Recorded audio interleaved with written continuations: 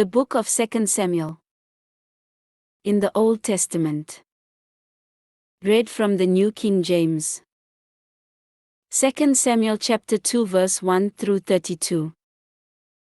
It happened after this that David inquired of the Lord, saying, "Shall I go up to any of the cities of Judah?" And the Lord said to him, "Go up." David said, "Where shall I go up?" And he said, "To Hebron." So David went up there, and his 2 wives also, Ahinoam, Jezreelitess, and Abigail the widow of Nabal the Carmelite. And David brought up the men who were with him, every man with his household. So they dwelt in the cities of Hebron. Then the men of Judah came, and there they anointed David king over the house of Judah.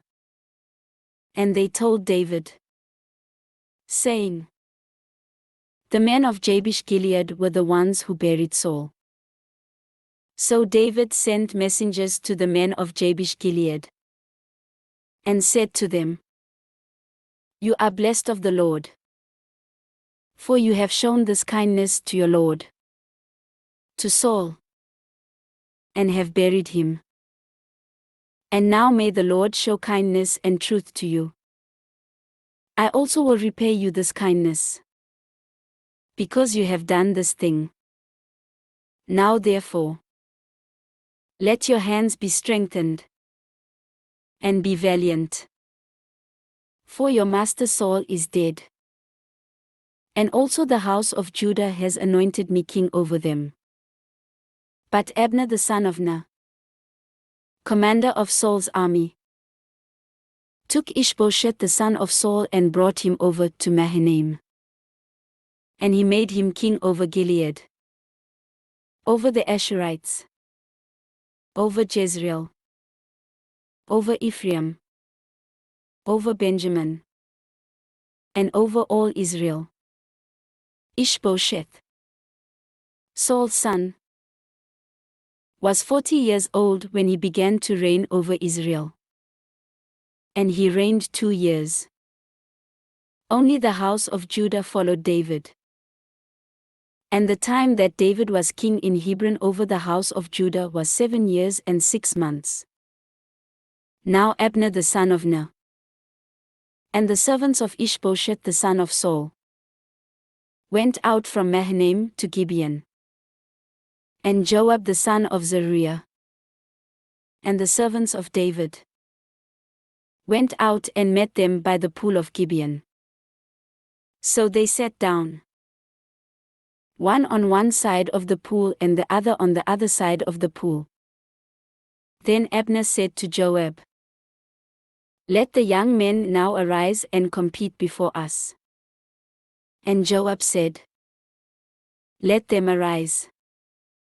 So they arose and went over by number, 12 from Benjamin, followers of Ishbosheth the son of Saul, and 12 from the servants of David. And each one grasped his opponent by the head and thrust his sword in his opponent's side. So they fell down together. Therefore that place was called the Field of Sharp Swords, which is in Gibeon. So there was a very fierce battle that day. And Abner and the men of Israel were beaten before the servants of David. Now the 3 sons of Zeruiah were there, Joab and Abishai and Asahel. And Asahel was as fleet of foot as a wild gazelle. So Asahel pursued Abner, and in going he did not turn to the right hand or to the left from following Abner. Then Abner looked behind him and said, "Are you Asahel?" He answered, "I am." And Abner said to him, "Turn aside to your right hand or to your left, and lay hold on one of the young men and take his armor for yourself." But Asahel would not turn aside from following him. So Abner said again to Asahel, "Turn aside from following me. Why should I strike you to the ground? How then could I face your brother Joab?" However, he refused to turn aside. Therefore Abner struck him in the stomach with the blunt end of the spear, so that the spear came out of his back. And he fell down there and died on the spot. So it was that as many as came to the place where Asahel fell down and died stood still. Joab and Abishai also pursued Abner. And the sun was going down when they came to the hill of Ammah, which is before Jair by the road to the wilderness of Gibeon.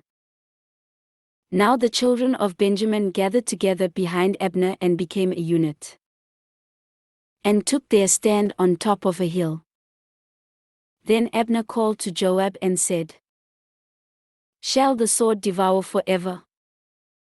Do you not know that it will be bitter in the latter end?